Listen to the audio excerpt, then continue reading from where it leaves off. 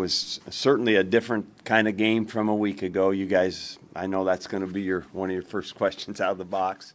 Wyoming did a very nice job, I think, with their game plan, with a lot of blitzing that really hurt us. We had a hard time finding a run that was good, that we could kind of make an identity run and stick with. We just couldn't find any rhythm with that. So, fortunately, we started hitting some passes. The screen game came alive today. That was nice to see and bailed us out. And defensively, I think that we did a nice job overall. Certainly the turnovers are the biggest issue in the game. And I was really disappointed in our one turnover that we had. It was so unnecessary on first and 10 in the goal area. And then, but the turnovers for us made all the difference in the game as the fourth quarter went on. So that was good. I thought that, when you look at that, it looks like this next statement will be kind of stupid, but we still gave up some stuff past defense-wise that was unnecessary too. I thought that the play before the half was such a big play in the game, and so the score didn't have to be like that, but we made it that way, and we had some real bad penalties. I'm really disappointed in that. We've got to clean that up. So that's our fault.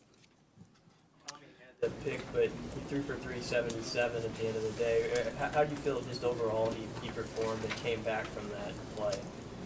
Don't like to say but, Brian. Do you get what I'm saying? Yeah. Well, you're right. He was really productive. Big plays, made a lot of nice plays, and we don't like to give that play up. So get rid of the interception. Like I said, it was totally unnecessary. Made a ton of good plays. That's the kind. Those are the things we made.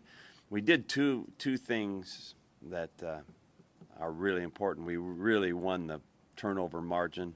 We got a lot of big plays. We gave up a few too many today that we didn't need to, and that's really the three most important things I'm looking at right now. Penalties too.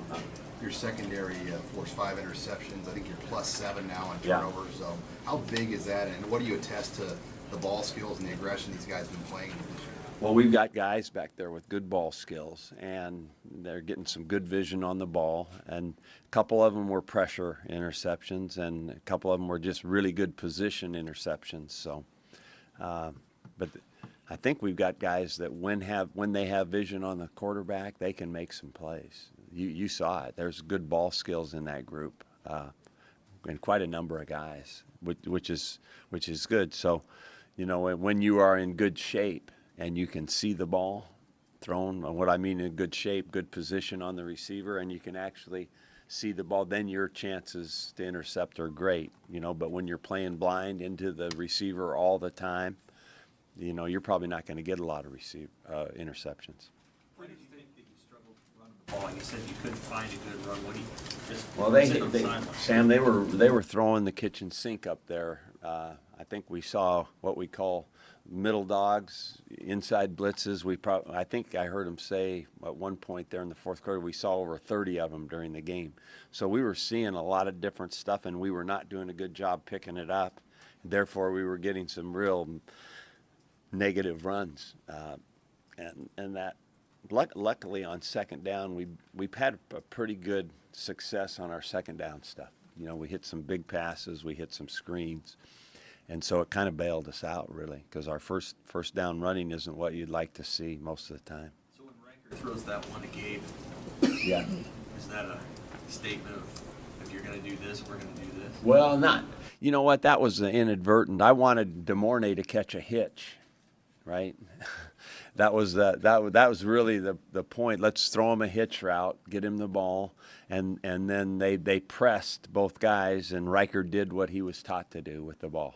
So we just wanted, as you can imagine, we want to get DeMornay some work in the games, to get him some balls, and that was our goal there.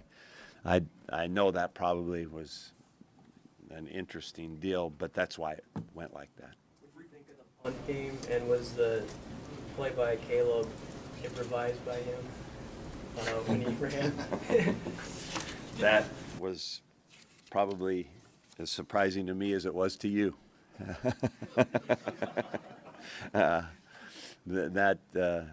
We did know what even Bruce actually had a good scouting report on them, that they would at times basically not rush anybody and try to double so many guys on the line of scrimmage. When we recognized that was happening, and we told him when he knew that was happening, that would allow him to hold the ball a little bit and then punt, and then we'd get our guys down there. So whatever, I never did really want to know what he was thinking yet. You know, I thought I'd let that wait a day and find out.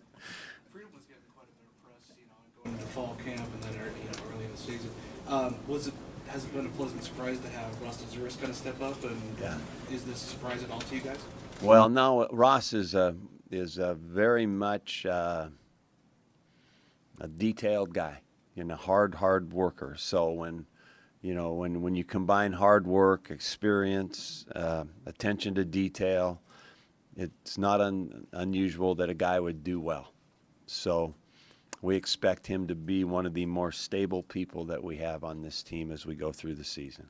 I know you weren't looking ahead to Oregon, but now that you can, Yeah. how do you feel these two games have set you up for that challenge? Well, I think it's great to be 2-0 for sure to go into this game. I think it's an